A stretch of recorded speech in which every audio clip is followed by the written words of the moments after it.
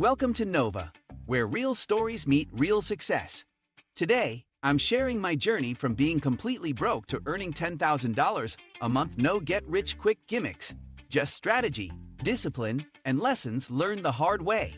Before we dive in, don't forget to hit the like button and subscribe for more tips on building wealth, mastering mindset, and creating the life you want. Let's get started. 1. The wake-up call. I hit rock bottom when I could not afford rent and skipped meals to survive my hardest week. Debt collectors kept calling daily and my phone became a source of constant panic and fear. It was a moment of shame when I had to borrow bus fare just to get to a job interview downtown. Looking at my empty wallet, I realized nobody was coming to save me. I had to act or perish. That pain and helplessness planted the seed for what would later become my turning point. I spent a whole night writing down every expense I made and every debt I still had unpaid. Seeing the numbers made me sick, but it also gave me the raw truth I needed to start fixing life. I made a vow to myself that I would never again let life spiral that far out of my control again. 2. Learning to budget. I printed my bank statements and highlighted every expense that drained my pockets daily. To my shock, I found I had spent more on takeout and apps than I did on rent the last month. I created a strict zero-based budget where every dollar was assigned a purpose before spent. Every paycheck became a puzzle I had to fit survival, debt, and savings into each paycheck. I tracked every expense in a free spreadsheet and reviewed it weekly with painful precision.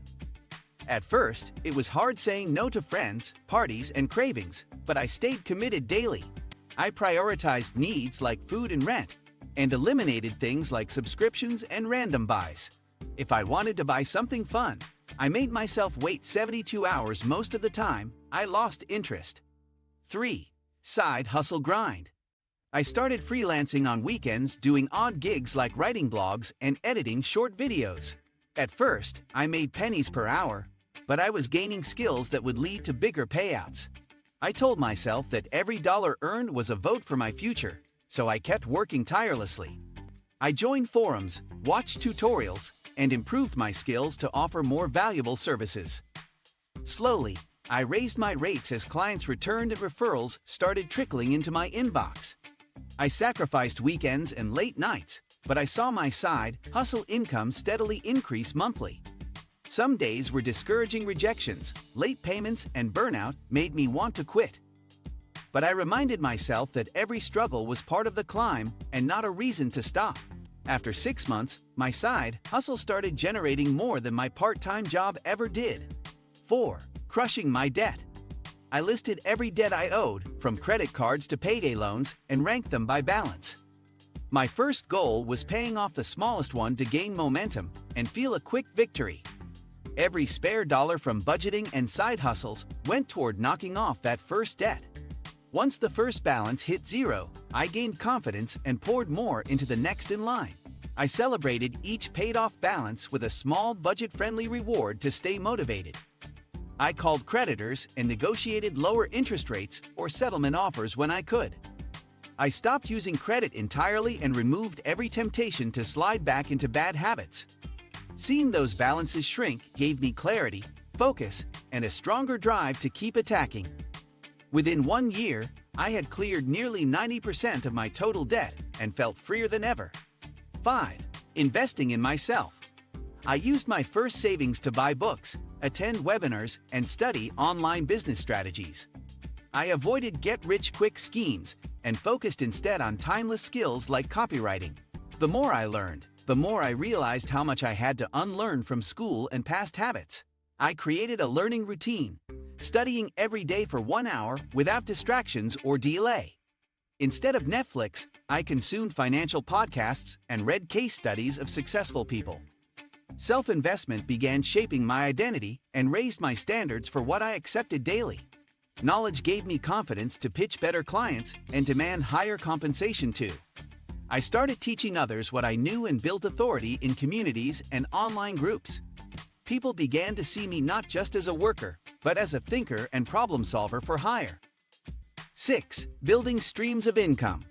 Once I stabilized my side hustle, I looked for new ways to diversify and grow steady cash flow. I explored affiliate marketing, creating content and recommending tools I already trusted. I launched a digital product, a simple guide based on what I had learned from my own story. To my surprise, it sold well because people wanted real advice, not hype or empty promises.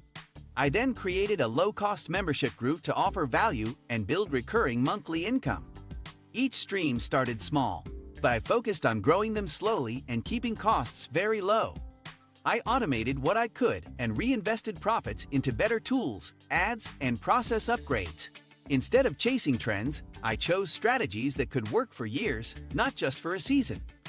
I now had income coming in while I slept, which changed how I viewed time, effort, and money. 7. Embracing minimalism. I realized that clutter, both physical and digital, was costing me time, money, and clarity daily. I began donating, deleting, and letting go of anything that no longer served my current vision. My closet shrank, my home got simpler, and every possession started to have clear purpose.